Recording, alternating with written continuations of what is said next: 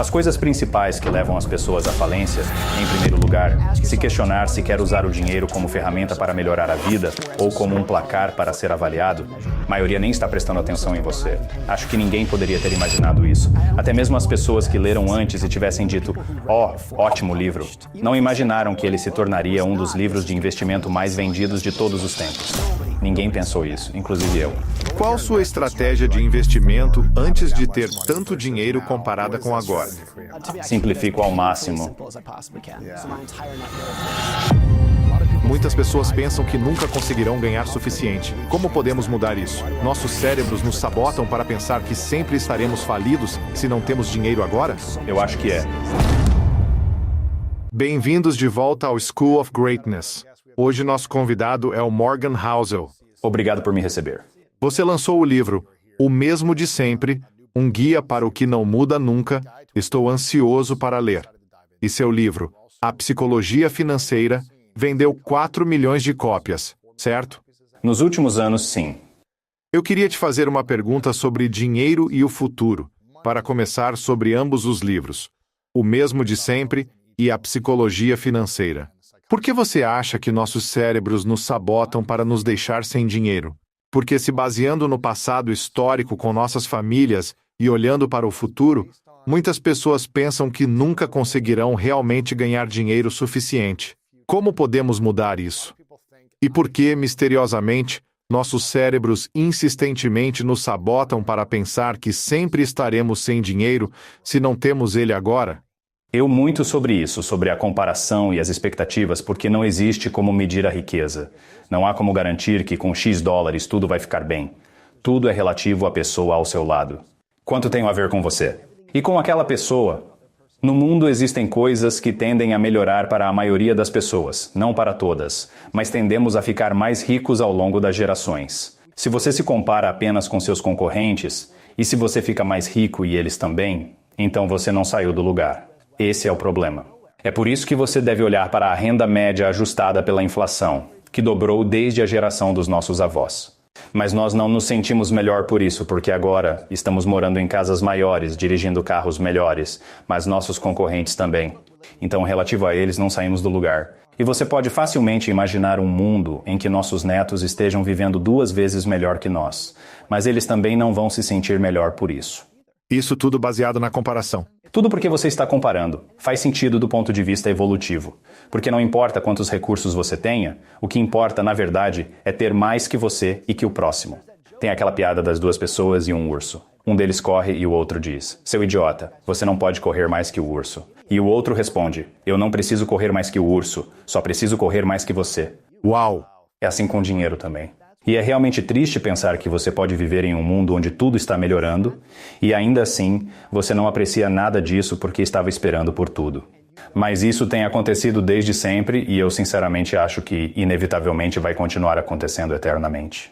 Sério? Isso nos dá uma segurança psicológica? É isso? É apenas uma comparação social geral. Tem aquela piada do Chris Rock em que ele afirma que se Bill Gates acordasse com o dinheiro da Oprah, ele se jogaria da janela. Porque, afinal, com quem um bilionário se compara? Outros bilionários. Também refleti sobre o salário mínimo no beisebol da liga principal, que é de, em média, $500 mil por ano. É muito dinheiro. Mas será que o jogador dos Yankees ganhando isso se sentem satisfeitos? Não. Ele está competindo com pessoas que ganham 10, 20, 30 milhões por ano. Então, mesmo que você esteja acima da média, você não se sente assim. Com base no livro O Mesmo de Sempre, e ligando ele ao A Psicologia Financeira, quais são os 3 principais padrões que mantêm as pessoas constantemente sem dinheiro e os 3 principais padrões que estão enriquecendo as pessoas? Eu acho que as coisas principais que levam as pessoas à falência, em primeiro lugar, a mais importante. Pode parecer bobo, mas eles acham que não têm sorte suficiente. Existe muito disso. Eu conheço muitas pessoas que discordariam dessa afirmação, então se você discorda, eu entendo. Mas eu acho, como eu disse anteriormente, em qualquer tipo de sucesso extremo, até mesmo o meu, e eu arriscaria dizer o seu também, se você for realmente honesto ao ligar os pontos do passado, você diria que aconteceu algo com você que nunca planejou, que você não uma estratégia para isso, algo que simplesmente aconteceu, mesmo que isso seja a época que você nasceu. Essa é uma grande parte disso, e é algo que acho muito fácil de ignorar. A segunda coisa é alguma forma de visão de curto prazo. Ouvi uma ótima história do MrBeast recentemente, onde ele disse que quando as pessoas com canais no YouTube vêm até ele pedindo conselhos, e tenho certeza que muitos fazem isso, ele fala para todos a mesma coisa. Ele diz: faça 100 vídeos e depois volte para falar comigo. E ele disse que 99% dessas pessoas desistem antes de fazerem 100 vídeos. E a pessoa que de fato chega aos 100 não precisa voltar, mas o fato de que 99% delas desistiram é o que mostra isso. É simples assim. Você tem a determinação, a confiança para manter isso em qualquer empreitada de negócios, em qualquer investimento? Você vai ser pago para suportar a incerteza e a dor. Mas a maioria das pessoas percebem que vão jogar a toalha antes do que pensavam. E está tudo bem. Eu não acho que seja algo para se envergonhar. Mas as pessoas que não conseguem são as que desistem. E as pessoas que conseguem são as que simplesmente têm uma tolerância muito alta para a dor. Eu também ouvi isso sobre os Navy SEALs, pessoas da Marinha dos Estados Unidos. Quando eles começam, você vê os caras grandes, fortes, com mais de 1,80 m e musculosos. E depois você vê os caras magros e pequenos que têm cerca de 1,70 m e são meio gordinhos. Não tem como saber de antemão qual daquelas pessoas vai conseguir, porque o que realmente vai ajudar você a conseguir, a chegar à linha de chegada, é apenas a sua tolerância à dor. Exatamente. E o cara magro pode ter uma tolerância incrível para a dor. Eu me lembro de quando o Obama encontrou os Navy SEALs que mataram o Bin Laden. Ele fez um comentário desses, eu fiquei espantado. Parecem pessoas comuns. Ele disse, metade deles poderiam ser diretores de escola. Exatamente. Mas a tolerância deles à dor era fora do comum, o que explica como chegaram tão longe. Acho que é uma ótima analogia para quem se destaca em negócios, investimentos ou qualquer carreira. Você mencionou sorte, visão de curto prazo e tolerância à dor? Sim, exatamente nessa ordem. É curioso você falar isso porque as pessoas sempre me procuram quando querem iniciar um podcast.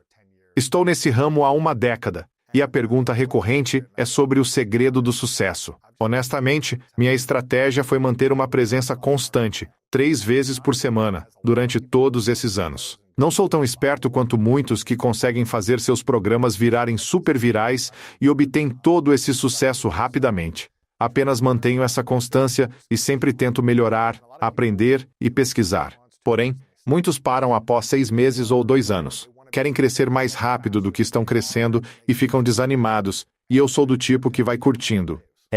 Antes de escrever um livro, eu escrevi 3.500 postagens em blogs ao longo de 17 anos. Dessas 3.500, eu acho que 3.000 eram ruins, e eu admitia que eram ruins. Então a dor e a perseverança foram necessárias para chegar ao ponto em que pensei: é isso, acho que agora estou pronto para escrever um livro.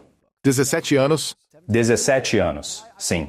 E eu provavelmente poderia ter escrito um livro após 5 anos, mas não seria bom como quando pensei: ok, após 17 anos escrevendo diariamente, eu estou pronto. Mesmo assim, o livro poderia ter vendido 5.000 cópias. Com certeza.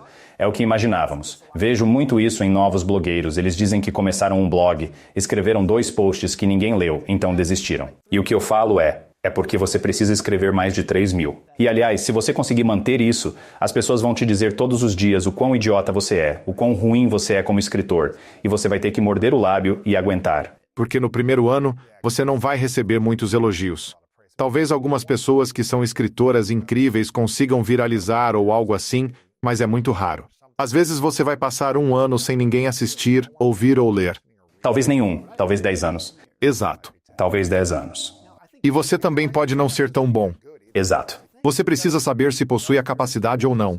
Como determinar o que é paciência e o que é teimosia? Sim. Algumas vezes vai ser: não, continue e você vai chegar lá. Em outras vezes pode ser: olha, isso não é para você, desista. Como sabemos disso? O benefício da retrospectiva traz uma boa maneira de saber. Houveram coisas na minha vida onde fui teimoso, não paciente. Olhando para trás, vejo que tive a paciência adequada em algumas situações, mas em outras, gostaria de ter desistido. Nossa! Antes, experimentei diferentes estilos de escrita. Morgan, você parece ser uma pessoa muito constante. 17 anos. Mais de 3.500 artigos que você investiu por 20 anos, da mesma forma que provavelmente tem tudo. Pagamentos automáticos acontecendo em vários lugares. Você parece organizado, estruturado, humilde, dá valor a princípios, família, relacionamentos, não tenta ser poderoso, ter status ou coisas assim. Qual é a sua maior fraqueza? Sou definitivamente um pensador do pior cenário possível, com certeza. Inclusive esta semana, posso ficar bastante estressado e ansioso, o que acredito que aconteça com quase todos em algum grau. O meu é provavelmente um pouco acima da média, mas olhando para trás, eu diria ao meu eu de 20 anos, no final, tudo vai dar certo. Não vai ser fácil, não vai ser divertido o tempo todo, mas no final tudo vai dar certo. Quando paro para refletir e olho para trás, na maior parte da minha vida adulta, eu penso, cara, se eu pudesse, eu gostaria de ter relaxado um pouco mais. Sim. Como disse, nesta semana, eu acordei às 2 horas da manhã, preocupado. Até certo ponto, isso é bom, pois em um nível adequado de estresse serve como motivador. O estresse sinaliza, existe um problema. Como resolver? Como cortar o mal pela raiz? Então, um pouco é ótimo, mas claro que pode existir exagero. E essa é a minha fraqueza, fazer uma tempestade em um copo d'água.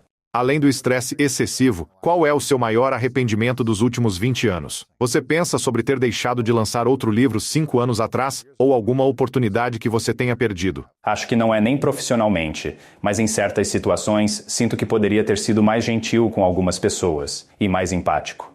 É como se um amigo estivesse sofrendo e eu dissesse, sinto muito, agora engole o choro. Eu poderia ao menos ter ligado outra vez ou ajudado de alguma forma, abrindo caminhos para eles. Acho que esse é um arrependimento.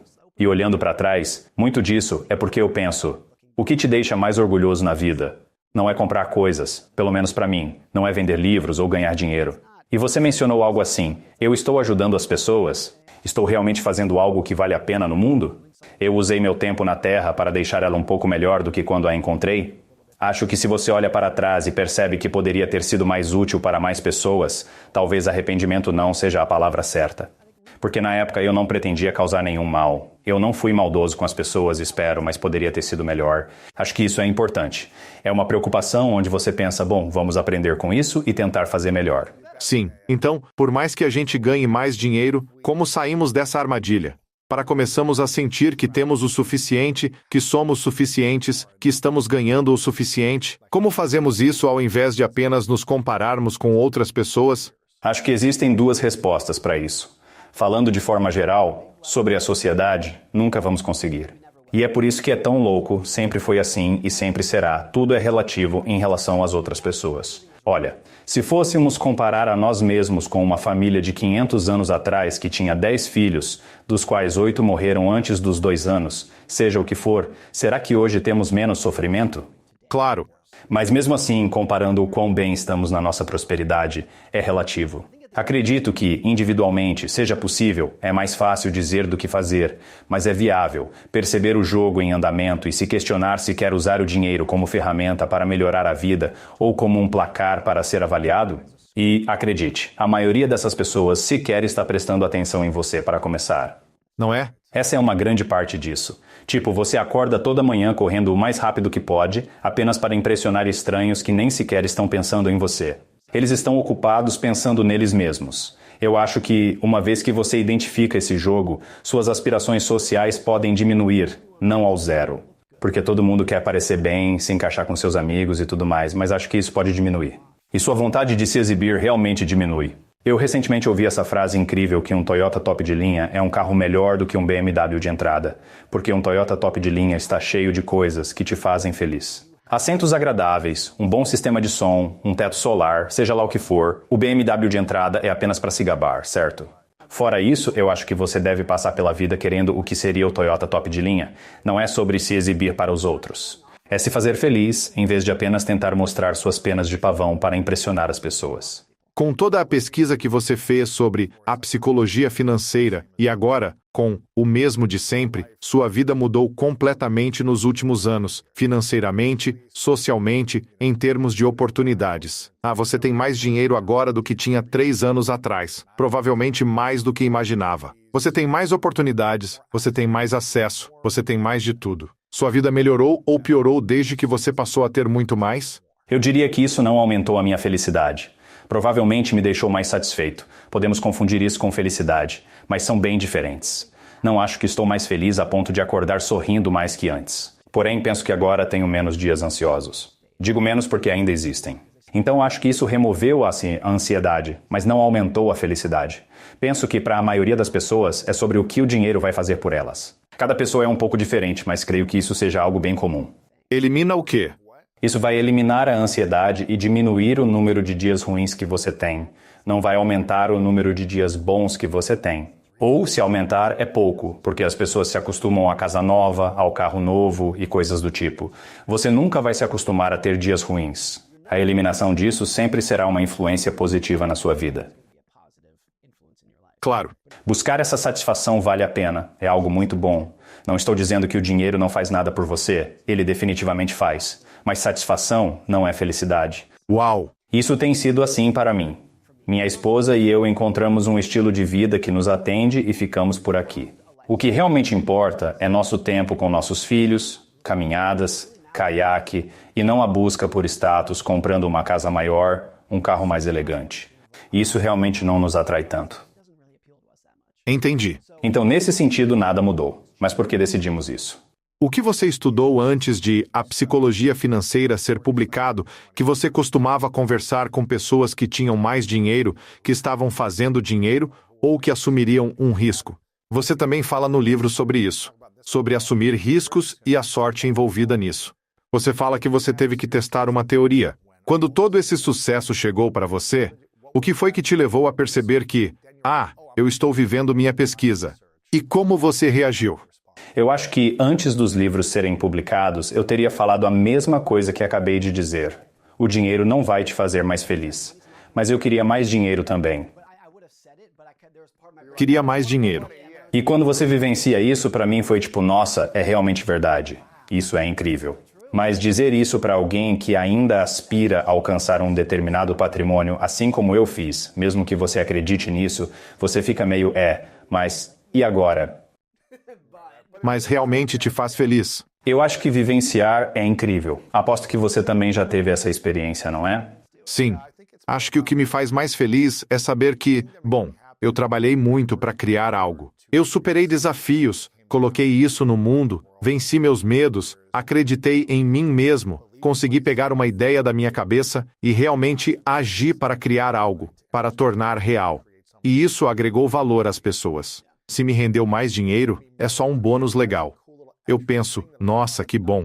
Agora eu posso fazer mais com isso. Mas eu acho que é mais sobre toda a jornada, sobre o que eu tive que superar para fazer alguma coisa. Pensar que isso realmente ajudou outra pessoa. É nisso que eu penso. Eu nunca tinha doado dinheiro, comecei recentemente, coisa que, para ser sincero, até me envergonha não ter feito antes, 1 ou 2 anos atrás. Fazer isso é muito importante, é ótimo.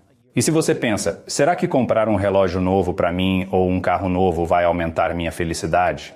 Talvez superficialmente. Essa quantia de dinheiro é insignificante para mim, mas pode mudar a vida de outra pessoa.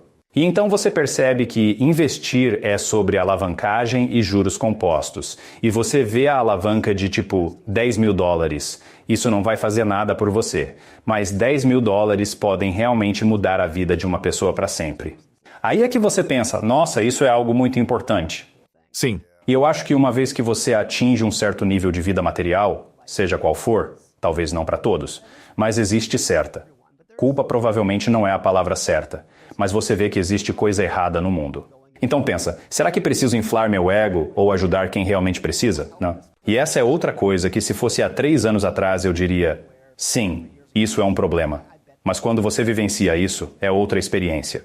Pensando na vivência e nos planos para o futuro de cada um, por que você acha que a maioria das pessoas nunca vai sair dessa mentalidade de escassez? Mesmo que o dinheiro seja relativo, por que existe essa mentalidade de escassez para a criação de abundância para si mesmas?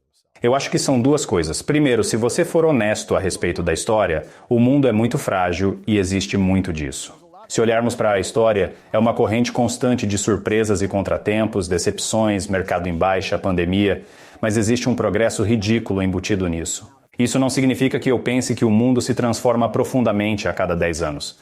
Porém, mais ou menos uma vez a cada 10 anos, ocorre um evento que faz você perceber que ele não é mais o mesmo. Tudo está diferente agora. Com o 11 de setembro foi assim, com o Covid foi assim. E historicamente é real, uma vez a cada 10 anos mais ou menos. Na sua vida adulta, na minha vida adulta, tem sido em grande parte o 11 de setembro, a crise financeira e a Covid.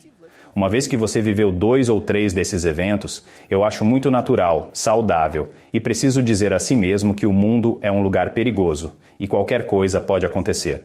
Sem falar no que pode ter acontecido na sua própria vida, você perde um amigo, é demitido, se divorcia.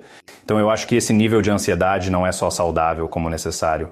Como alguém pode se libertar disso para ter mais paz interior, sabendo que caos sempre vai existir ao seu redor e de formas imprevisíveis no futuro? Para mim, a ideia sempre foi essa, focar só nas finanças. Poupe dinheiro como um pessimista e invista ele como um otimista, acreditando que o mundo é frágil, você pode perder o emprego na semana que vem, se divorciar no ano seguinte, desenvolver câncer ou enfrentar uma recessão. Porque mais cedo ou mais tarde algo assim vai acontecer com você, acontece com todo mundo. Todo mundo vai passar por algum tipo de situação assim em algum momento. E você não tem ideia de quando isso vai acontecer. Você precisa se preparar para que isso possa acontecer a qualquer momento. Mas o mais importante é que, se você conseguir suportar isso e sobreviver a essas coisas, as recompensas para aqueles que não desistem podem ser incríveis. Sim. Sou investidor há 20 anos. Fiz meu primeiro investimento em 2003. Nesse período, nunca existiu um dia que não tivesse centenas de problemas no mundo e no mercado de ações. As ações estão supervalorizadas e o Banco Central comete erros. O Congresso está uma bagunça e empresas fecham diariamente. Você mencionou isso. Durante esse tempo, o mercado de ações quadruplicou. E creio que isso se aplica a várias situações, inclusive a vida pessoal, a qualquer momento. A gente estava conversando antes desta gravação sobre as tensões nos negócios e dificuldades que enfrentamos. Todos os dias são assim. Mas se você para e olha para esses 10 ou 20 anos, uau, o progresso durante esse período na verdade foi incrível. Sim, é engraçado. Meu sócio e eu, ontem ou talvez hoje de manhã, não me lembro bem, mas eu e ele estávamos chegando no prédio do escritório onde sempre gravamos este podcast. E o estacionamento aqui em Century City, que é em Los Angeles, é muito caro. O valor mensal do estacionamento é o mesmo do meu aluguel em Columbus, Ohio, em 2008. Sim, o valor cobrado para estacionar neste prédio é exatamente o mesmo do meu aluguel mensal daquela época. Poderia até ser mais. Exatamente. E ele me falou, cara, olha como estão as coisas. Mais 15 anos atrás. Olhe para 2008, 2009 e agora, veja o quanto progrediu. Às vezes não percebemos o real progresso a menos que a gente olhe e se pergunte: onde eu estava 10 anos atrás? E agora? Sim. Principalmente financeiramente. Claro. St. Misever mencionou que notícias ruins acontecem muito rápido, diferente das boas, que acontecem lentamente. Atentados como o 11 de setembro e a Covid surgiram em um dia. Você acorda e diz, como isso aconteceu? Quase todas as notícias boas são uma melhoria de 5 a 10% por ano. Agora, se fizer isso por 20 anos, você olha para trás e pensa, nossa, avançamos muito. Mas o que realmente chama a atenção é a notícia ruim que acontece muito rápido, porque está bem na sua frente. Assim, sua atenção se volta para isso, mesmo que no fundo exista essa incrível construção lenta do progresso. Qual foi a maior percepção com a pesquisa sobre o mesmo de sempre, relativa ao futuro, riscos, onde devemos focar nossa atenção? O primeiro capítulo do livro mostra quão frágil o mundo pode ser e como tudo na vida pessoal e na história está sempre por um fio. Quando olhamos para o passado e ligamos os pontos em retrospectiva de como chegamos aqui, isso vai nos dar grande humildade sobre a ideia de que sabemos o rumo futuro. Um ditado afirma que, para saber para onde vamos, é necessário saber onde estivemos. Porém, mesmo sabendo onde estivemos, percebemos que não fazemos ideia de para onde vamos. Uma história que surpreende é que, na Guerra Revolucionária, nos anos 1700, na Batalha de Long Island, George Washington e suas tropas quase foram exterminados pelos britânicos. A guerra finalmente iria acabar. Tudo o que eles tinham que fazer era subir o Rio Leste em Nova York. Eles iam cercar o George Washington e tudo estaria acabado. Isso não aconteceu porque o vento estava soprando forte na direção errada durante aquela noite inteira, então eles não conseguiram subir o Rio Leste. George Washington escapou ileso, e o resto é história. David McCullough, este grande e renomado historiador, foi questionado. Se os ventos estivessem soprando para o sul em vez de para o norte naquela noite, existiriam Estados Unidos da América? Nossa! Não, existe um zero. Zero dessas histórias na sua própria vida e através da história. Mas quando você aceita isso, como você encara os próximos 50 anos e pensa que sabe para onde vai? quando a existência inteira dos Estados Unidos dependeu literalmente dos ventos que sopravam em Nova York em alguma noite de 1700 e seja lá qual for o ano. Então, se o mundo é tão imprevisível no futuro, onde devemos investir nosso tempo, nossa atenção? Como devemos definir metas? Devemos criar as metas que realmente queremos? Ou nada disso importa? Sempre fui um escritor financeiro. E o que me incomodou por muito tempo, e ainda incomoda, é o quão ruins somos em prever o que vai acontecer. Mesmo com analistas. Quando será a próxima recessão? Quando as ações vão cair? Ninguém tem ideia. Vamos continuar fazendo isso como sempre fizemos, mas ninguém consegue fazer isso sabendo o que vai acontecer. Então você pode fazer duas coisas. Você pode se tornar um fatalista e dizer que ninguém sabe o que vai acontecer. Ou podemos focar nossa atenção nos comportamentos que nunca mudaram. O que faziam 100, 500 anos atrás? Vamos nos concentrar nisso porque sabemos que vamos continuar fazendo isso no futuro. Quais são esses comportamentos? Como as pessoas reagem à ganância, ao medo e ao risco. Como são atraídas por histórias, suas narrativas e pelas afiliações tribais delas. Isso nunca mudou. E se você estuda história, ao ler sobre o que acontecia 500 anos atrás, o que vai te surpreender é notar a quantidade de coisas que ainda fazemos hoje. Nossa! Então, quando você descobre isso, você pensa, ok, é nisso que precisamos nos concentrar para o futuro. Acho que isso também vale para a sua vida individual. Eu li algo chocante esta manhã, e isso vai tomar um rumo que provavelmente ninguém esperava. O único e melhor indicador para dizer se você vai trair seu cônjuge é o número de pessoas com quem você dormiu antes de se casar. Ah, cara! Isso não muda. Nossa! Se você dormia com uma pessoa toda semana antes de casar, existem grandes chances de você manter esse comportamento após o casamento, e vice-versa. E essa ideia se aplica a muitas coisas na vida. Interessante. Quando você analisa seu comportamento, quem você sempre foi? O que você sempre fez? Existe uma boa chance de não conseguir se desvencilhar desse padrão.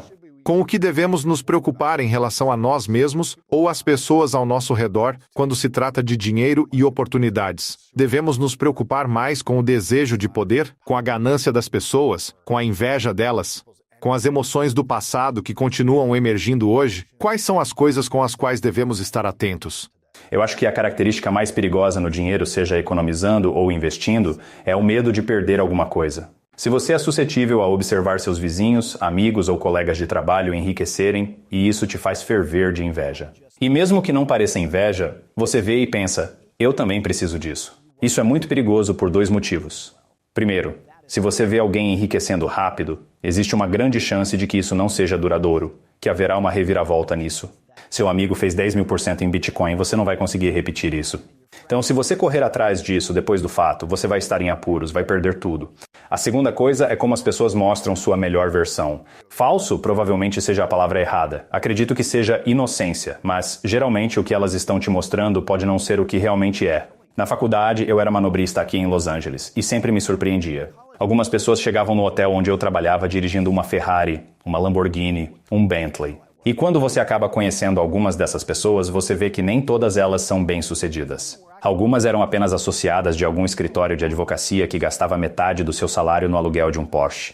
Nossa! A ideia de fingir até conseguir é tão poderosa aqui, que se você vê alguém dirigindo um carrão, pensa que precisa de um também, porque você também é inteligente e trabalha tanto quanto aquela pessoa. Mas ir atrás disso é perigoso, porque o que eles estão mostrando não é sucesso e sim falsidade. Por que será que tantas pessoas sentem que precisam gastar, se endividar, para tentar impressionar pessoas que nem mesmo se importam com elas? Eu acho que é muito verdade que as pessoas sejam naturalmente programadas para o status e não para a felicidade. Sério? Para você evoluir, por assim dizer, você não almeja a sua felicidade, mas sim o seu sucesso. Por que isso? Isso vai atrair a atenção de possíveis cônjuges, sejam eles masculinos ou femininos. Não importa. É uma competição por recursos. Uau! Para que você possa subir na vida, para obter um status social mais alto. Para conseguir a melhor esposa, o melhor marido, os melhores amigos, seja quem for. É tudo uma competição. É por isso que, não importa o quão rica a sociedade se torne, eu acho que nunca nos livraremos disso. Você teve dificuldade? Sim, com certeza. Acho que não foi tanto, mas na minha adolescência e no início dos 20 anos, eu queria muito ter uma mansão e um Bentley. Isso, eu imagino, é o que todo jovem de 19 quer. Parte do motivo é que aos 19, ao menos para mim, faltava sabedoria. Eu não tinha nenhum conhecimento, não tinha habilidades para oferecer para uma empresa. Eu não sabia como amar uma mulher. Eu não sabia de nada. Então, quando você não tem nada a oferecer para o mundo, acho natural pensar, bom, talvez se eles olharem para o meu carro vão me admirar por isso. Acho que com a idade, pelo menos para mim, você começa a pensar, não importa se você gosta do meu carro, mas pelo menos para algumas pessoas, se existe sabedoria, eu posso compartilhar isso. Posso me comunicar mais efetivamente. Eu espero que as poucas pessoas que realmente desejo que me amem, me respeitem por isso, e não pela casa que eu moro ou pelo carro que eu dirijo. Então acho que quando você é jovem e não tem nenhuma dessas coisas para mostrar, é muito natural simplesmente dizer que quer um carrão. É tudo o que você tem a oferecer para o mundo. Você teve alguma preocupação onde viu essa ganância, inveja, sede pelo poder dentro de você surgir à medida que você ganhava mais fama, status e dinheiro nos últimos anos com os livros? Acho que desde jovem sempre consegui reprimir isso. Não é algo que aprendi, mas desde criança sempre fui esse tipo de pessoa. Aos 10 anos eu tinha apenas 2 amigos que eram muito próximos. Adulto, me sinto do mesmo jeito. As únicas pessoas que eu quero e que ter o amor delas é importante para mim é minha esposa, meus filhos, meus pais e talvez 2 amigos. Você não precisa de uma casa para impressionar eles. Não, eles me amam mesmo antes de ter uma casa. Você estar por perto é o que importa. Sempre fui assim, mas para outras pessoas, não é um defeito de caráter, e sim a personalidade delas. Preciso que 100 pessoas me amem. Ok, não há nada de errado nisso. Cada um tem seu jeito, mas já que minha necessidade de amor se limitaria a 6 pessoas ou algo assim. Uau! Não tenho esse desejo me exibir de forma alguma. De vez em quando penso, e se tivéssemos aquele carro? Parece legal. Às vezes, quando viajo, alugo um carro, a maioria das locadoras tem veículos muito bons. Sempre penso, isso vai ser divertido. Vamos alugar um Porsche amanhã. Legal. E quando eu entro no carro, eu penso, não é confortável. E é ótimo ter essa percepção. Você não precisa sonhar com algo que se você o experimenta isso. Mas eu não quero que o comentário soe como se, o Morgan é um pão duro e ele quer que você durma em um saco de dormir. Existem coisas materiais na vida que podem te fazer muito feliz. Coisas que eu gosto, que você vai gostar. Existem pessoas que pensam que nada disso importa. Viva em um apartamento tipo estúdio e dirija um carro velho. E eu penso, não, isso não é quem eu sou. Mas eu acho que você tem que perceber o limite do que isso realmente vai fazer pela sua felicidade. Qual a importância da sorte para o sucesso e o dinheiro? Eu acho que quanto maior o sucesso e mais dinheiro se tem, mais o fator sorte está presente, sem exceções. E não é dizer que as pessoas que têm extrema riqueza ou sucesso não foram inteligentes, trabalhadoras, empreendedoras. Claro que foram todas essas coisas, mas quanto mais alto você chega, você pode dizer que aproximadamente 90% foi sorte e 10% habilidade para todos. Não existem exceções.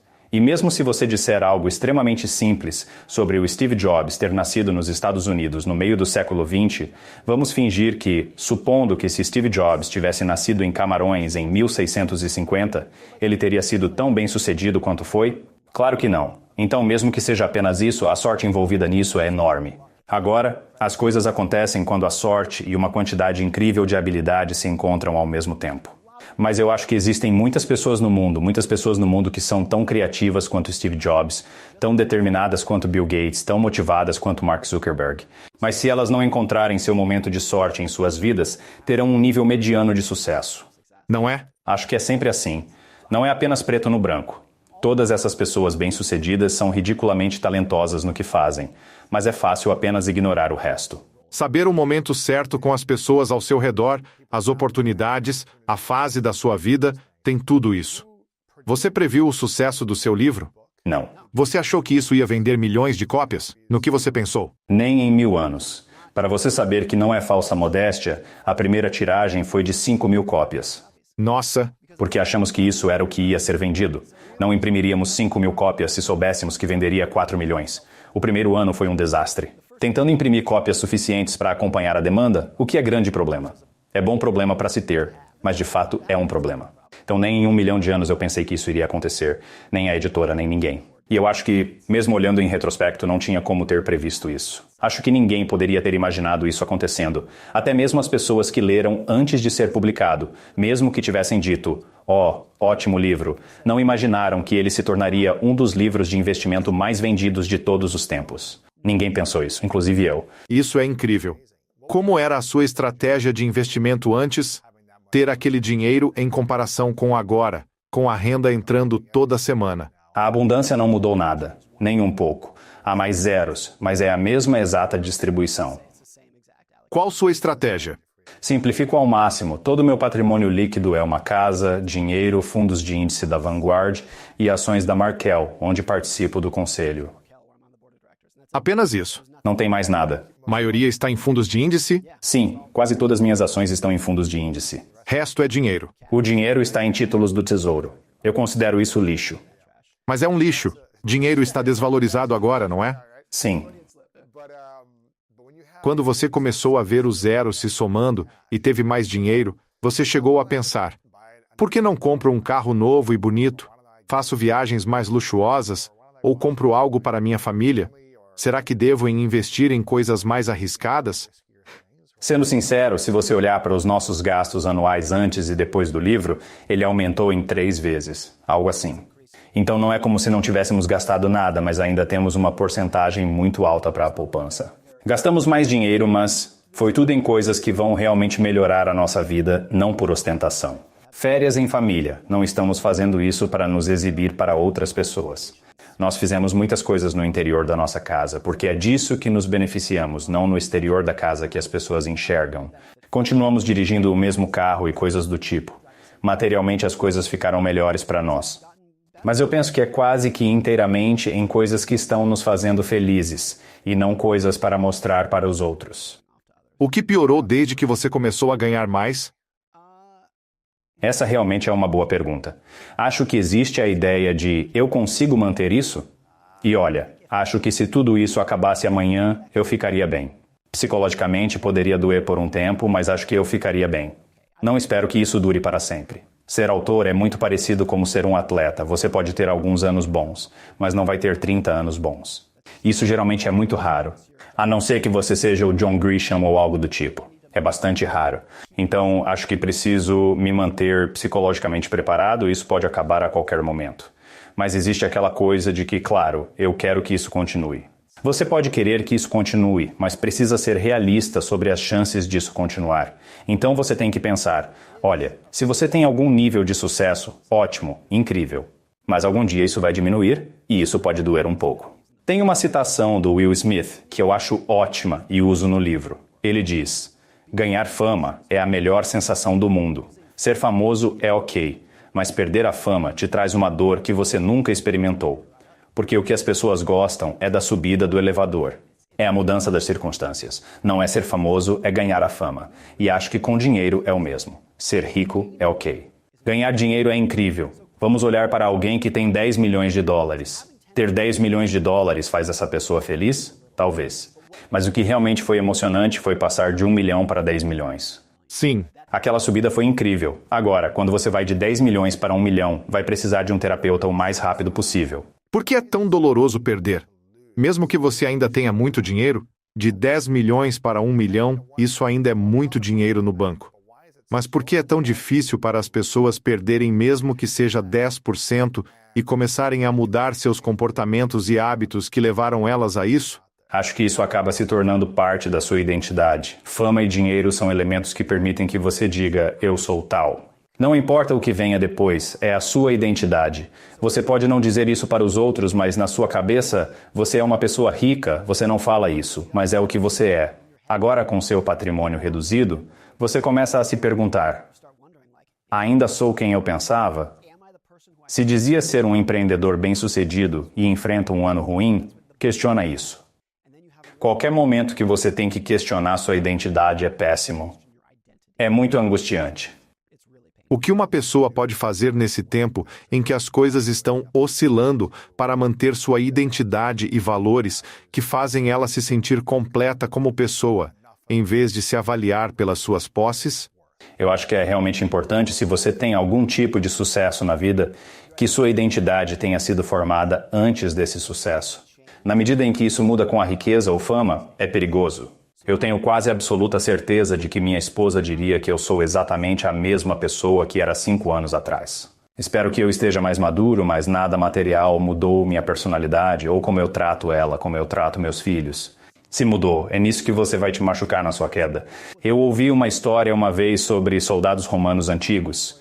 Eles estavam voltando para casa depois da batalha, estavam cheios de arrogância, eram os guerreiros campeões, estavam desfilando pela cidade em um desfile de boas-vindas e contrataram pessoas para andar atrás deles e sussurrar em seus ouvidos: "Você é apenas um homem. Você não é um herói, você é apenas um homem." E eu penso que a humildade forçada ou ir longe demais e enfiar a humildade goela abaixo é absolutamente necessário para todos. Esqueça os ricos e famosos. Todo mundo precisa se lembrar que são apenas uma pessoa. E é aqui que eu acho que ter filhos pequenos é tão útil, porque não importa quantos livros eu vendi, minha filha vai falar: "Acabou o suco. Me dê mais suco." Talvez eles até vomitem em você. Despejar problemas em você não importa para eles, tão bom de se observar. Quantos filhos você tem? 2, 4 e 8. O que você aprendeu como pai a respeito de ganhar dinheiro, mas ainda ter a certeza de que você pode criar filhos bons? Minhas opiniões sobre isso ainda não estão completamente formadas, porque é algo com o qual ainda estou lidando. Como meus filhos têm apenas 4 e 8 anos, não estamos falando em comprar carros ou qualquer coisa do tipo, então ainda estou tentando formar minhas opiniões. Esses dias eu conversei com um filho de um bilionário. Quando ele cresceu, seu pai já era bilionário. Ele tinha a visão mais equilibrada, ponderada e sábia sobre dinheiro que eu já ouvi. E ele vivia uma vida de luxo, jatos particulares, mansões e assim por diante. E isso não arruinou ele de verdade, nem seus irmãos. E ele disse que foi porque seus pais nunca deram tanta importância ao dinheiro. E eles fizeram questão de garantir que seus filhos soubessem que só porque têm mais dinheiro que outras pessoas, não são melhores do que elas. Para valorizar as pessoas com base na sua inteligência, bondade e empatia, não no tamanho de suas casas. Eu acho que é muito difícil fazer isso. Os pais deles fizeram um trabalho incrivelmente bom. Seus filhos vão aprender seus valores, não seus hábitos de consumo. Mas eles podem se acostumar com algum nível de gastos, e isso pode ser perigoso.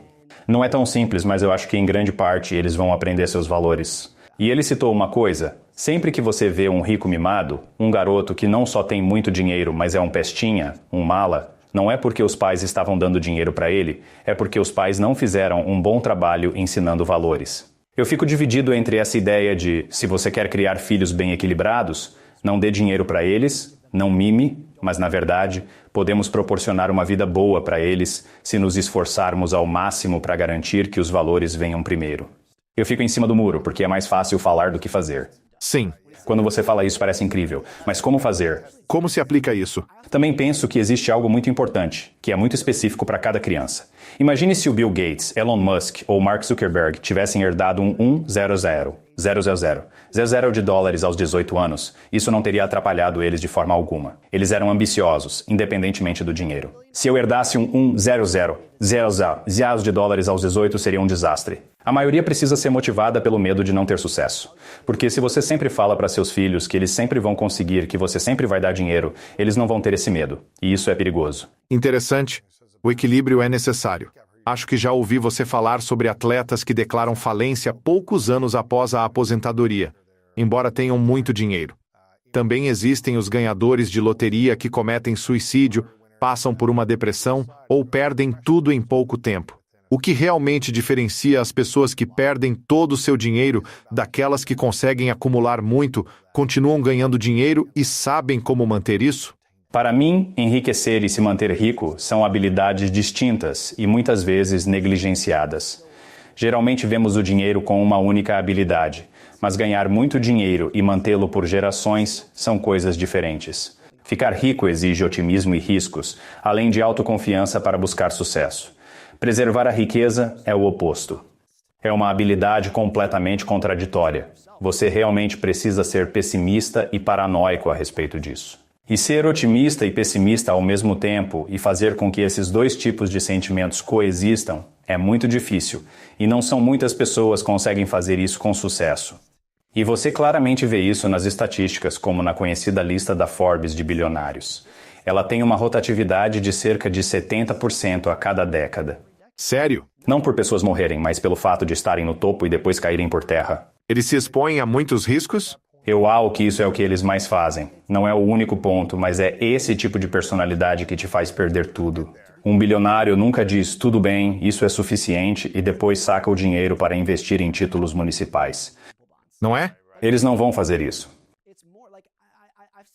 É a sede para crescer, a euforia, a sensação ao ver algum progresso. Tem anos digo que o Elon Musk pode se tornar trilionário ou falir.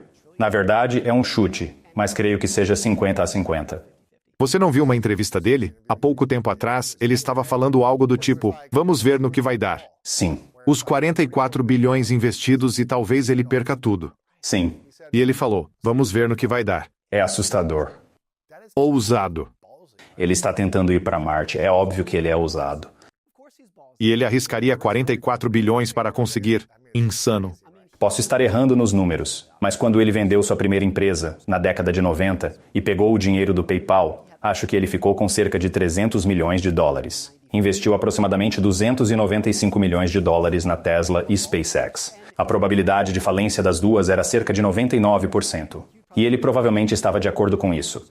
Alguém com essa mentalidade, aos 30 anos, com 300 milhões, eu teria colocado em títulos municipais e iria para a praia. 290 nos títulos, 10 milhões para aproveitar um pouco. Essa é a minha personalidade. A dele não é assim. O mesmo com Bill Gates, Steve Jobs.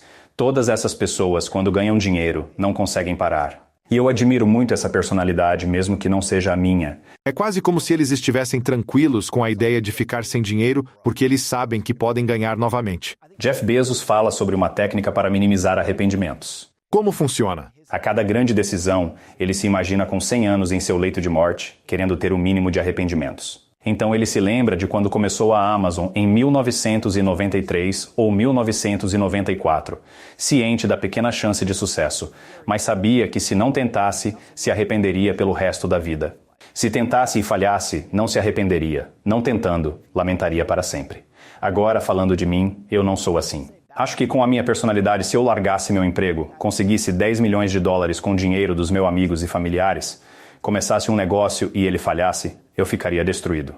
Sério? Eu acho que ficaria arrasado. Mas está tudo bem. Acho que se você apenas aceitar a personalidade que tem. Por exemplo, eu não sou um empreendedor. Mas eu realmente admiro e estou feliz que existam pessoas assim, e existem muitas. Muita pressão. Sim, mas voltando ao ponto principal, esse é o tipo de personalidade que quase nunca sabe a hora de parar.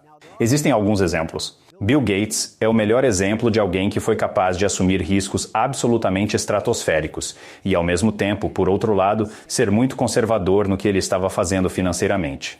Quando ele iniciou a Microsoft, ele deu a maior tacada empreendedora que alguém já fez. E, ao mesmo tempo, administrava a Microsoft de uma maneira para que sempre tivessem dinheiro suficiente em caixa para pagar os salários por um ano sem receita nenhuma, é a maneira mais conservadora que se pode dirigir um negócio. E a maioria dos empreendedores, se tiverem a coragem de dar essa tacada, também vão ter que gerenciar o negócio, mas é como estar por um fio. Quando você administra as coisas assim, eventualmente vai à falência. E é por isso que eu acho que é raro quando acontece, mas acontece. E essas são as pessoas que fazem acontecer. Por isso que ele é tão rico há 50 anos. É loucura. Então, pelo que estou entendendo, você está dizendo que existe uma diferença entre ganhar dinheiro e manter dinheiro. E se a gente não souber ou não aprender a como ganhar dinheiro, quando tivermos ele de forma rápida, uma herança ou ganhando na loteria, as chances de manter esse dinheiro são muito pequenas. Eu acho que quanto mais fácil conseguir, mais fácil vai ser para perder. Geralmente é o que acontece.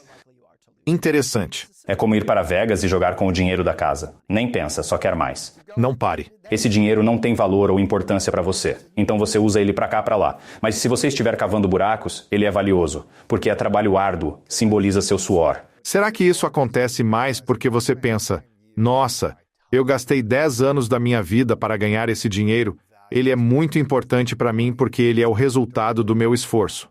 Porque em Vegas, quando é o dinheiro fácil, perder tudo não significa nada para você. Para começar, você não investiu nada para ter esse dinheiro. Mas, se você está construindo um negócio há 10 anos, esse negócio é seu xodó. e o dinheiro que ele está gerando se torna muito significativo para você. O que mais você aprendeu? No seu livro novo, O Mesmo de Sempre, o que realmente te chocou ou te surpreendeu? O que sempre me surpreendeu profundamente tem um capítulo do livro que é sobre o poder da narrativa, onde explica que quem tem a resposta certa não vence necessariamente.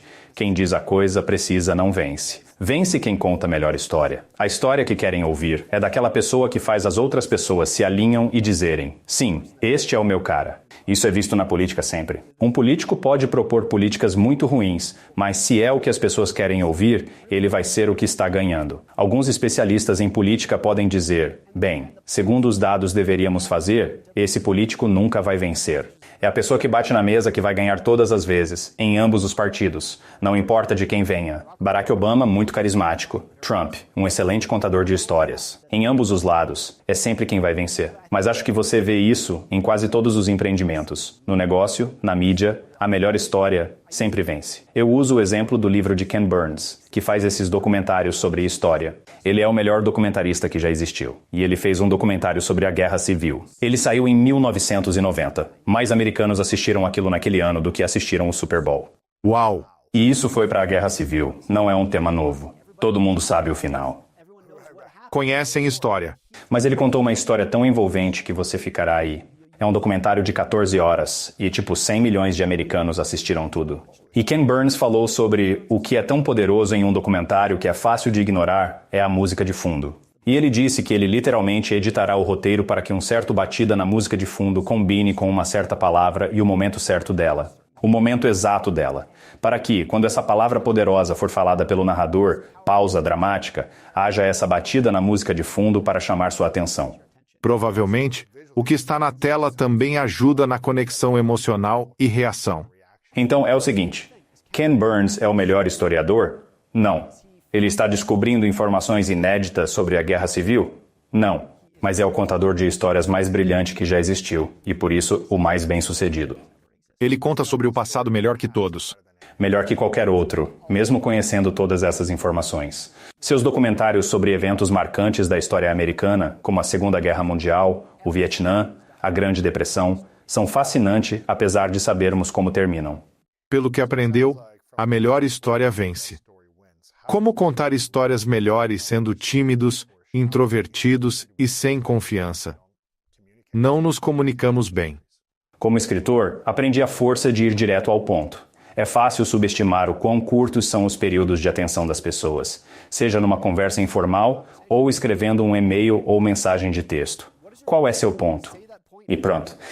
Sério? Mark Twain diz que crianças sabem como usar as informações, pois contam tudo o que sabem e param, ao contrário dos adultos, que contam histórias longas e cheias de devaneios e caminhos sem importância.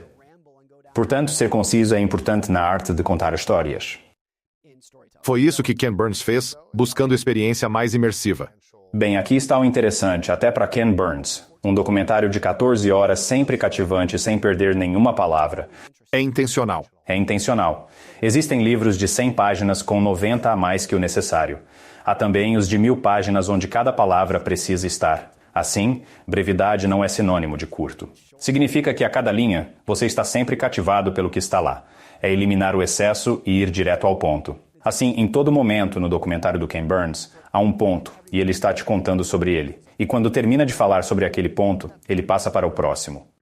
Você fala sobre um capítulo de vantagens competitivas, e como a maioria eventualmente acaba. O que isso significa? Existem pouquíssimas vantagens competitivas duradouras. Em alguns aspectos da sua vida ou negócios, por um instante, você detém essa vantagem incrível. Por exemplo, tem prazo de validade. Vou te contar o que ocorre com muitos fundadores. São bons em construir produtos, por isso inicialmente criam empresas bem-sucedidas. Ou sejam bons em arrecadar. Eles são bons em arrecadar dinheiro, mas digamos que como excelentes engenheiros, construam um produto incrível que as pessoas desejam, iniciando uma startup de sucesso com vantagem competitiva. E então a empresa cresce, e eles, como CEO, precisam dominar RH, questões legais e marketing, mas provavelmente desconhecem gestão de pessoas. A habilidade deles para construir esse produto não é o que você precisa para a empresa crescer. Exemplo perfeito. Uber. Travis Kalanick. Ninguém poderia ter construído o Uber desde o primeiro dia e transformado transformá-lo no produto que ele fez pela sua grande ambição. Ele era de saia do meu caminho, vou construir isso. Não havia pior CEO para o Uber uma vez que se tornou uma boa empresa. E esse é um exemplo extremo, mas isso acontece muito com vantagem competitiva. É o mesmo que ganhar e manter dinheiro. Algumas pessoas conseguem. Bill Gates liderou a Microsoft por 35 anos. Começou, construiu. Isso é raro. Então creio que muitas empresas são assim e não sabem disso porque o CEO, seu ego e orgulho pensam, sou o líder desta empresa, e não veem os defeitos do próprio projeto. Isso é meu. Existe uma história alternativa. Não tenho certeza de que isso seria verdade mesmo com uma máquina do tempo. Mas suponhamos que Steve Jobs não morreu em 2011 e ainda liderasse a Apple hoje. Realmente penso que há argumentos de que Tim Cook foi o líder necessário para a Apple nos últimos 10 anos. Ao invés do gênio visionário e excêntrico que Jobs era, eles precisavam de alguém para manter tudo funcionando eficiente e pontualmente, como Tim Cook. Mesmo com mais humildade nos últimos 5 a 8 anos, ciente de ter machucado pessoas e com a doença, Steve Jobs começava a se tornar mais compassivo. Ou pelo menos era o que parecia. Eu ainda acho que isso é o que fez a Apple ser bem-sucedida. Não é um defeito, mas sua habilidade de dizer não, vamos fazer do meu jeito, não do controlador ou dos fanáticos por números. Não me importo com seu pensamento ou sentimentos. Isso tornou um sucesso, mas poderia-se argumentar que, com a Apple valendo 3 trilhões de dólares, precisava mesmo de um operador como Tim Cook. Sim. Então, mesmo naquele exemplo, o que te fez bem-sucedido inicialmente, em algum momento, terá que deixar para trás. Isso é loucura. Acredito que isso seja verdade para ambos. O que nos trouxe até aqui pode não ser a habilidade para nos levar adiante pelos próximos 10 anos. Qual coisa que você acha que vai precisar para superar obstáculos na próxima década? Quando era escritor iniciante e tentava construir um público, podia arriscar mais, pois as pessoas eram tolerantes. Nos primeiros dias, experimentava com diferentes vozes, formatos, e se escrevesse assim ou assado. Mas se fizesse agora, prejudicaria mais minha imagem do que antes. Curiosamente, as pessoas eram muito mais tolerantes antigamente, parece. Estão habituados com você escrever e querem continuar. Eles querem um produto consistente. A melhor definição de marca é consistência. Então, quando você não tem uma marca, pode-se jogar na parede para ver se cola. Tendo uma marca não é possível, e eu acho que muitos autores, artistas, músicos fazem isso agora. Alguns conseguiram realizar com sucesso. Taylor Swift fez a transição do country para o pop sem falhas. Mas outras pessoas... Eu estou tentando pensar em um músico. Ah, sabe o que é um bom exemplo disso? Offspring, a melhor banda de punk da época, se tornou pop. E eu acho que 80% dos fãs deles disseram, não é para mim. Não é para mim. Uau! Então acho que a experimentação que te fez ter sucesso pode te prejudicar se não for cuidadoso. Nossa! Então qual é o seu medo de seguir em frente com este livro, outros livros que você vai escrever? Você tem algum medo ou insegurança em relação ao futuro do seu trabalho? Eu acho que sempre admirei, e escrevo sobre isso como sempre. Sempre admirei pessoas que param enquanto estão ganhando, pessoas que dizem, olha, cheguei ao ápice. Alcancei alturas que nunca pensei que conseguiria e tenho ainda mais oportunidades pela frente, mas já tive o suficiente. E para mim, o melhor exemplo disso foi Jerry Seinfeld, no auge do sucesso. Em 1998, a NBC ofereceu a ele 100 milhões pessoalmente por mais uma temporada e ele disse não, já tivemos o suficiente. Outro exemplo recente é Cameron Diaz, que muitas pessoas nem conhecem, mas ela não atua mais. Isso é fácil para mim.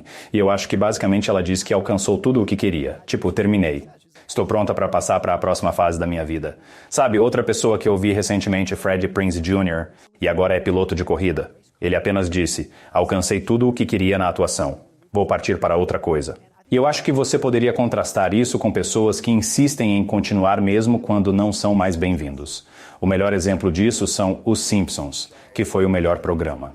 Incrível na minha infância. Era muito legal. Eles ainda fazem novos episódios e, pelo que parece, são ruins. Sério? Então é nisso que eles estão agarrando. Eles se agarram por tempo demais. Compare com Seinfeld. Imagine se ele continuasse por mais 10 anos e a qualidade declinasse. Isso também ocorre com Friends, quando eles param. Desistiram. Estavam no auge. Sim. Então eu realmente espero poder fazer isso. Espero não me prolongar demais, cara. É um tanto triste. Mas como o Ted Lasso? Não sei. Você viu esse show? Foram 3 temporadas. Certo, sempre falo do último. Triste é triste. Eu fiquei tipo, esse é um show tão bom.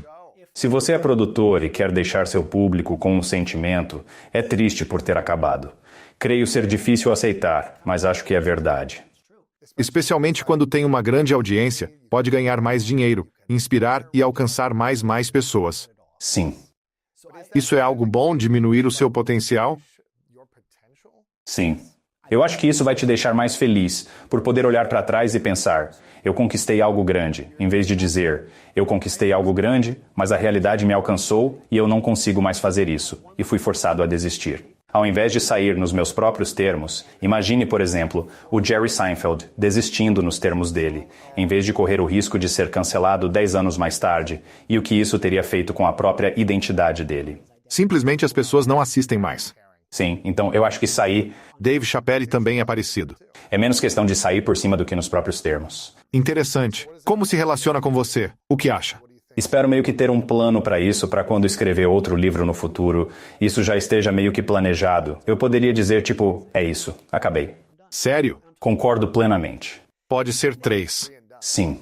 Sério? E quero fazer um esforço extra, portanto, para dizer que minha identidade não é como autor.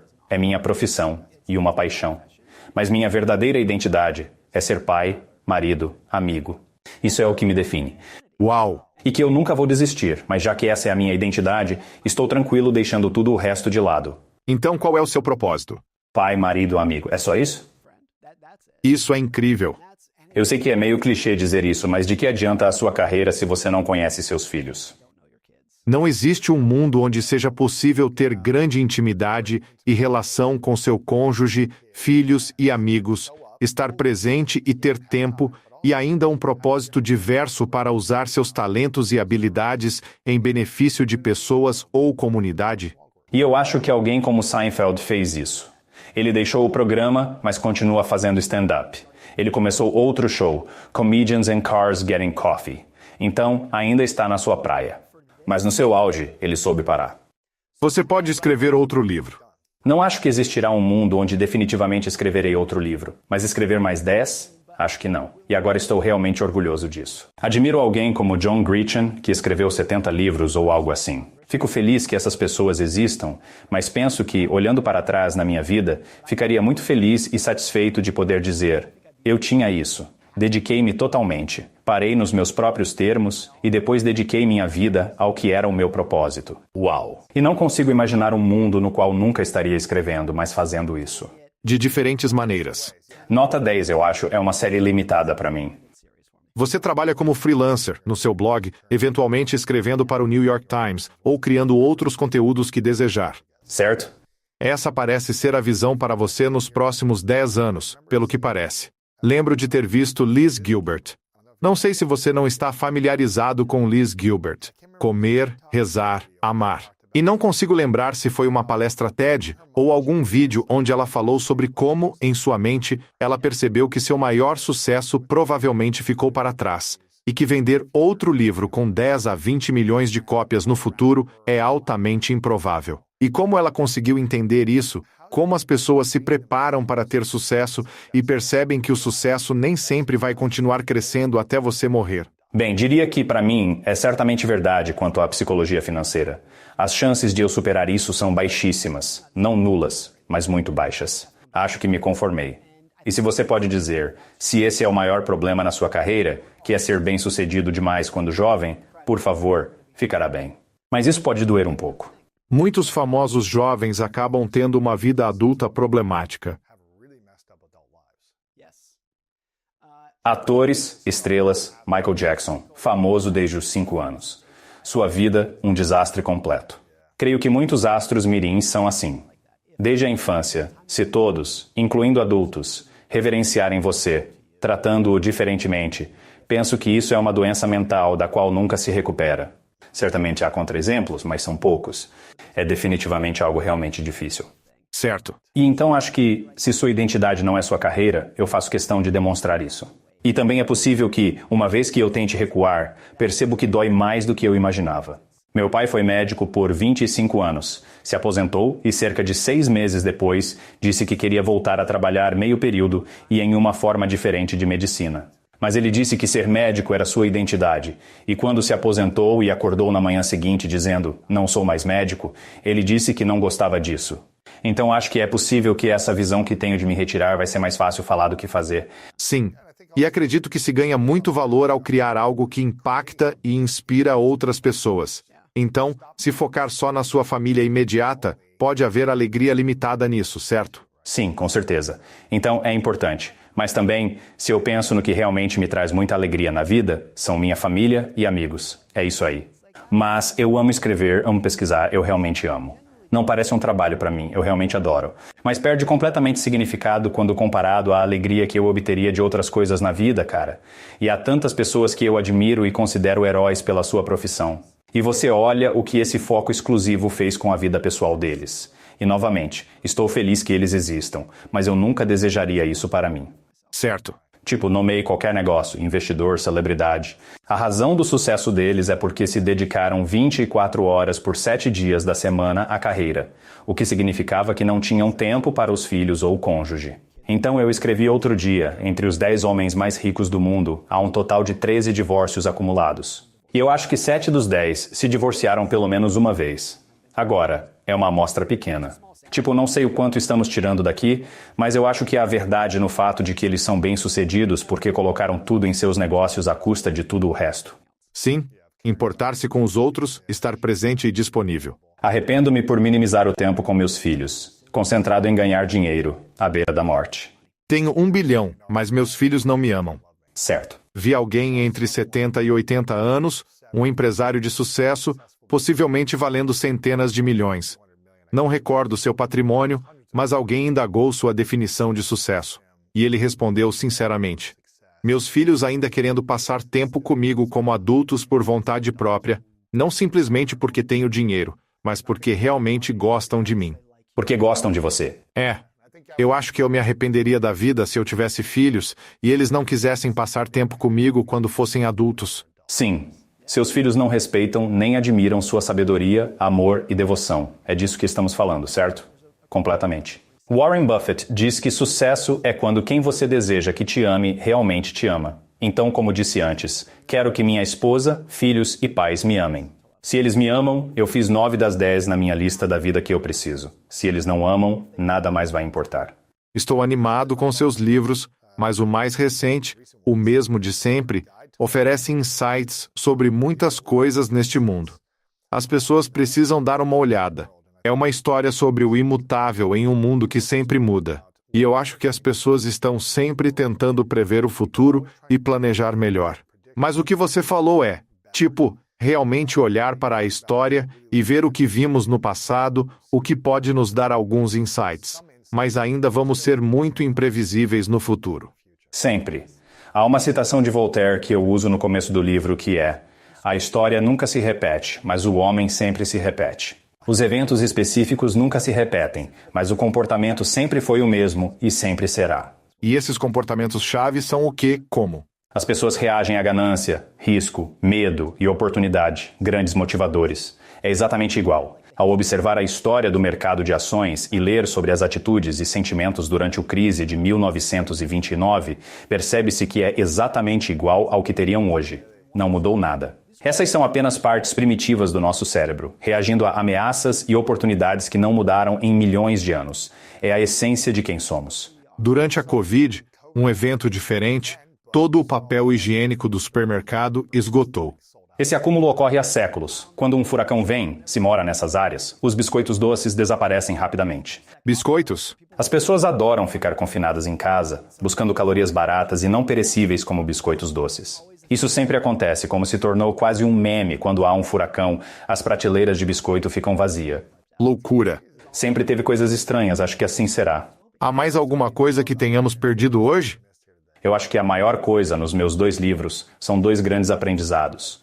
Um é um apelo pela humildade na vida individual e no nível da sociedade. Como parar de fingir que você sabe o que vai acontecer no futuro. Porque não sabe.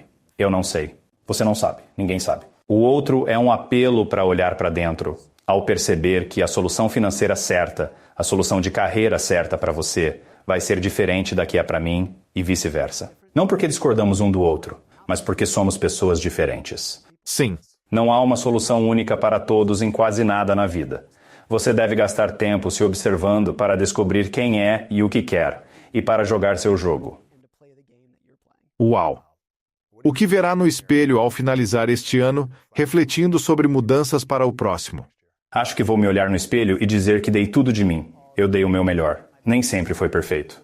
Não fiz sempre a coisa certa, mas o possível e o impossível, e estou bastante orgulhoso disso. E percebi esse ano que talvez tenha sido um pouco pesado demais. Foi provavelmente muito. Viajei demais. Palestrei em muitas conferências. Passei tempo longe dos meus filhos. Apenas no voo para cá esta manhã, eu estava vendo vídeos antigos deles de um ano atrás. E todo pai vai se identificar. Estou chocado com o quanto cresceram. E penso, quanto tempo estive ausente no último ano? Período em que cresceram cerca de 15 centímetros. Suas vozes mudaram e estão diferentes. Isso realmente me deixou triste. Então acho que é saudável perceber que quero ser ambicioso na carreira, mas talvez tenha sido demais. Obtive lições valiosas para ser pai. É bom conhecer tais coisas, um guia do imutável. Adquira uma ou duas cópias, dê uma a um amigo. Onde podemos seguir e apoiar você online? Passo a maior parte do tempo no Twitter para o bem ou o mal. Esse é meu vício. Esta como Morgan Housel. Legal. Eu também tenho um aspirante a podcast chamado Morgan Housel Podcast. Ainda estou explorando, experimentando. Não tenho um estúdio tão grandioso quanto este. Você não precisa, você sabe. Você está trabalhando melhor do que eu. Estou começando, né? Divertido. É muito divertido e bom. Vamos nos certificar de conferir e vincular isso. Eu tenho duas perguntas finais para você. Antes de fazê-las, quero reconhecer seus valores, Morgan. Muitas pessoas que obtêm sucesso repentino, que levou mais de 17 anos construindo todos os dias, tendem a perder seus valores. Portanto, eu realmente valorizo seu compromisso com as suas bases. Obrigado.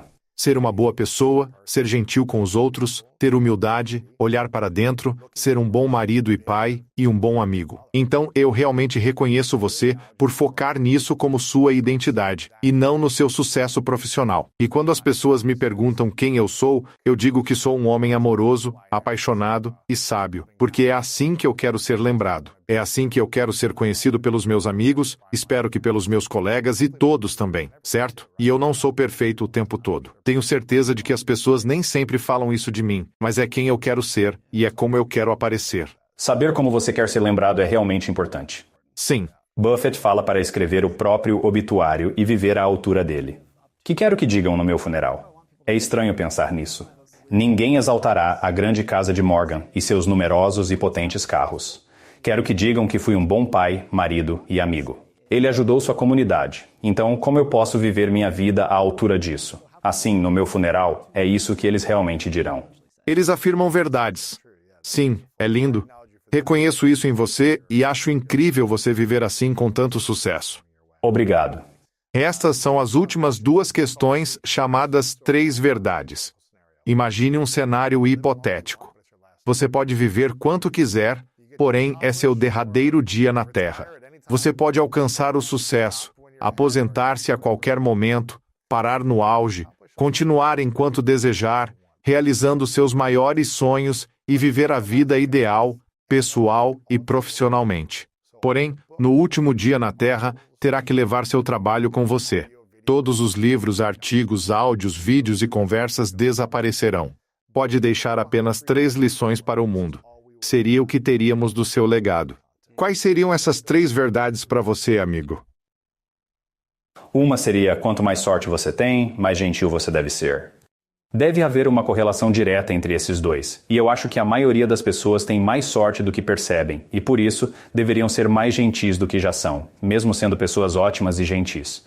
Essa seria uma. A segunda seria: pense muito no jogo que você está jogando na vida e perceba que o jogo que a sociedade diz que você deve querer jogar pode não ser o que você deseja. Então a sociedade diz que você quer ser rico e famoso, que você quer viver em uma mansão que você quer conquistar, e talvez você queira. Não estou dizendo que essas são coisas ruins, mas você realmente tem que ser introspectivo e dizer: qual é o meu jogo? Definir o jogo que estou jogando. E perceber que os jogos são muito diferentes para outras pessoas. A outra seria: é bom ter pessoas na vida que você não quer decepcionar. É bom ter amigos bem próximos, uma família muito próxima, que são eles que te empurram para ser a melhor pessoa que você pode ser. E eu acho que se você sempre tiver essas pessoas em mente a cada ação que você faz, ok, estou tomando essa decisão. Isso decepcionaria essa pessoa na minha vida que eu quero que me ame? Eu acho que isso é um motivador realmente poderoso na vida.